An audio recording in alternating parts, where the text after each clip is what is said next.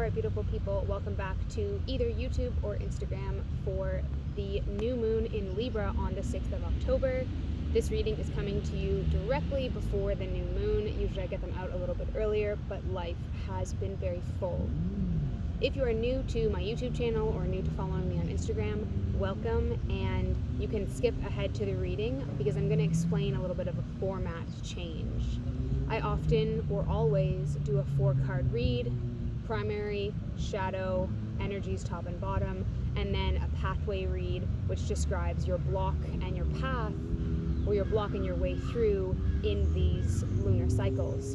But really, working as a channeled medium, I don't actually need the cards that I use to bring these messages forwards.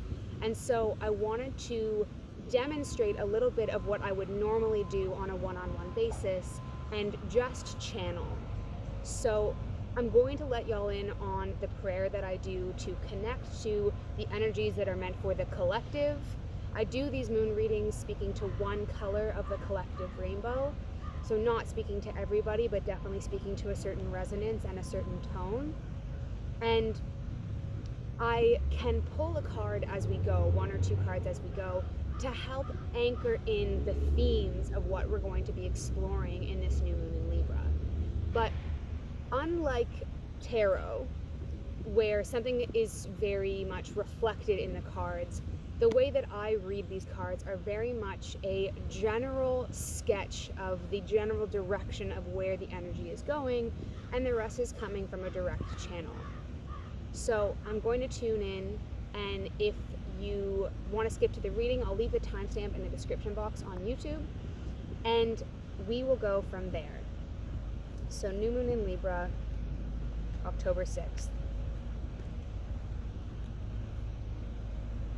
Archangels, masters, teachers, loved ones, guardians and guides, please help me connect to the energy of the collective now. Please help me to deliver any messages that are meant for this new moon in Libra with clear precision, authenticity, and clarity to be delivered to the collective so that they may receive the energy and the messages that are meant for them now. Please help me to connect to the energies of 5D to deliver my messages in pure love and holistic integrity. Thank you, thank you, thank you. And so it is. So the primary sense, the primary feeling that is coming in right now is that there is this sense of dissonance. So as many of you may know, if you are following other spiritual healers or you're sort of up on the astrology in Instagram, etc., we are in Mercury retrograde until the 17th of October. And lots of things are blamed for, or blamed on Mercury retrograde. And really, Mercury retrograde is about slowing down. It's about not trying to push so hard, not trying to get so many things done at once. And this dissonance that's coming through with this new moon is really this, okay, yeah, I see you, and I see that I'm supposed to slow down, but I'm just gonna keep doing what I would normally do.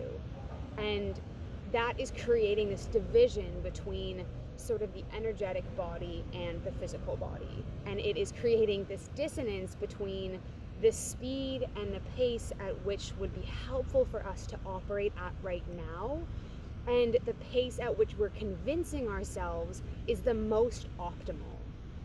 And this theme of optimization is really going to come in as we shift through the Libran season and all the way out to the other side at the end of, I believe it's the 21st of October when we shift. And if I'm correct, I think the next sign is Sagittarius, but sometimes I get those mixed up. So as we continue into this Libran season, there's this feeling of optimization. And the only way we can achieve true optimization is really through the simplicity of what we're doing. are we trying to juggle 50 things at once and telling ourselves at the same time that we're working under optimal function? Or can we create more space and create more optimization by delegating, by leaning on friends and family, by expressing our needs to our partners, by letting things be out in the garden and in the earth to be planted, instead of stewing on the insides of us, where they will eventually wither or sort of fester. You know, those are our two options when we keep things trapped inside. So how can we invite this sense of optimization in a sense, or sort of wrapped in the package of simplicity? I'm getting a feeling to pull one card, so I'm going to pull one card just for the next sense. Yeah, so moving forwards with this theme of optimization, we've got the Trader here. And the Trader is really all about connection with people, connection with resources, connection with the exchange of energy.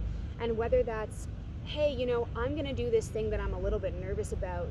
Will you be my buddy? And can we move through this series of ladders together? Or I'm going to compromise on this thing because I'm a little bit frustrated about where this relationship is going, but you give a little and I give a little, and we will generally find peace through that outcome. Or another option is putting yourself out there. You know, can you communicate, hey, I've started to do this thing and I would like to share it with the world. And just taking that step of being a little bit vulnerable, being a little bit courageous, and being a little bit willing to lay yourself out on the table is the direct line that's coming to me.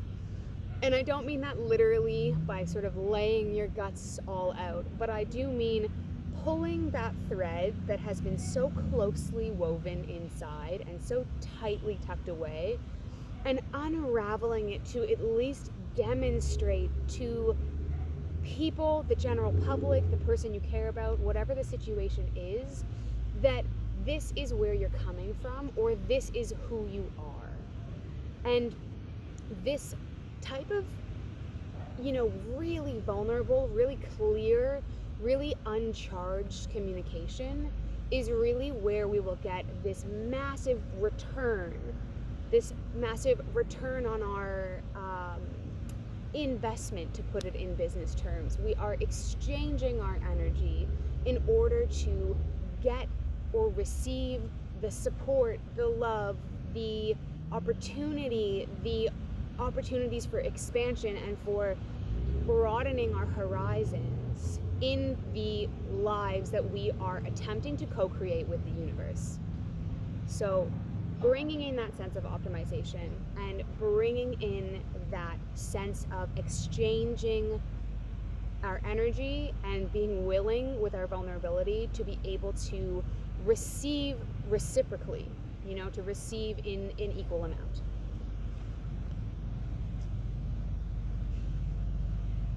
And there is sort of this undercurrent, sort of I try not to use sort of low vibration, high vibration, because everybody goes through those waves, but there is this undercurrent in this new moon of, if I do this, if I simplify myself, if I exchange my energy, if I try and move towards the way that feels good about being sort of optimized in my belly or in my heart, I am going to be alone. And I'm getting this vision of sort of, I don't know if you folks have seen the Batman with Christian Bale, but there's a scene at the beginning of the film where he is literally in a cave by himself and is stranded and feels like he's really never going to be found. And, you know, the theme in that film is that he saves himself, but this fear of, if I put myself out there, if I express myself truly, if I share my truth, if I exchange my energy, I'm going to end up alone. No one is going to love me. People are going to see my true colors and reject me. these are some of the fears that are coming up with this new moon in Libra. And Libra loves a balance. Libra loves when everyone is happy, and they are so used to forfeiting what works for them for the greater good of the group. So this fear of, if I speak up about my needs, or if I put my foot down, or I create this line in the sand about this boundary that I have, I'm totally going to lose all my friends, I'm totally going to be rejected, is a completely reasonable fear to be experiencing in this new moon in Libra, because that is a bit of what is out there in the cosmos and what is out there in the collective framework of what's going on. We're always working within these frameworks of energy that sort of harmonize within our universe, and it's through breaking these frameworks and allowing them to rearrange that gives us those new and sort of expansive opportunities. So by speaking your truth and recognizing the fear that you may feel, whether it's a true one or not, that you're going to lose people by being honest or by putting yourself out there, you are acting in a courageous sort of embodiment to break the current framework that you're in, to allow yourself to have greater opportunity for expansion and growth. I'm going to pull one more just because it feels good. Interesting. So we've got a bit of a Pisces sort of undertone that that is happening right now, and I'll have to check in with my astrologers that I follow. I think it's maybe that Mercury is in alignment with Pisces, but don't listen to my like specific astrological commentary on the Piscean placement right now, because I don't actually remember for sure, but I do know that we've got Pisces sort of in our world right now. And we got the Water Guardian, but we got her in reverse. And this Piscean energy that's around us right now, this feeling of sort of watery navigation, is so often assumed to be emotional and deep and fluid, and yes, those are all true. And Pisces also has this incredible ability to navigate in a unique way, where many people are trying to attack the problem in a hierarchical way or in a step-by-step way. Pisces, people with Pisces in your chart, you are swimming through the boundaries and swimming through the limitations that you come up against. And that approach to problems and to issues and to resistance is going to be very helpful in this new moon in Libra. Spend time with a Pisces, spend time listening to a Pisces, and listen to how they approach their problems. They're very used to being seen as unconventional, and they're not too concerned about other people's opinions, on a general day-to-day basis. But be aware of their mindset and their thought process when they move through something that is a challenge, because the more in this new moon in Libra that we can swim our way unconventionally through our limitations and through our challenges, the more we're going to subvert those really traditional walls that have kept us stuck for so long. So be willing to be unconventional. Think about fluidity in terms of curvature, lines that have no corners. If you can think of, spaghetti noodles, or the currents of a river, or the way that water eventually shapes a bank or shapes rocks as it flows over it. These are unconventional ways of applying force or applying movement, and they allow for new and unique ways of problem solving. So that is all I have for you today. Thank you for listening to this new version of my readings. I am probably going to do this from now on because I genuinely find it more fun. it is less structured for me. I can channel straight through what's coming, and I often receive messages for the collective a few days in advance, and those specific messages don't always match the cards that I pull. So while the cards are important messages, I also wanted to start channeling the ones that seem more pertinent and more relevant to the collective at large at the specific lunar time. So if you're not following me on Instagram or you're not subscribed to me on YouTube, please hit like, please subscribe, please share with someone who you feel might resonate with these readings. I'm always available for video readings, recorded readings, which are much easier to book. They have about a 3 to 4 day turnaround, and you can send me a message on Instagram at indigoinstinct.healing, and I'm looking forward to finally seeing some of you on TikTok in the future. Blessings, and take care of yourselves.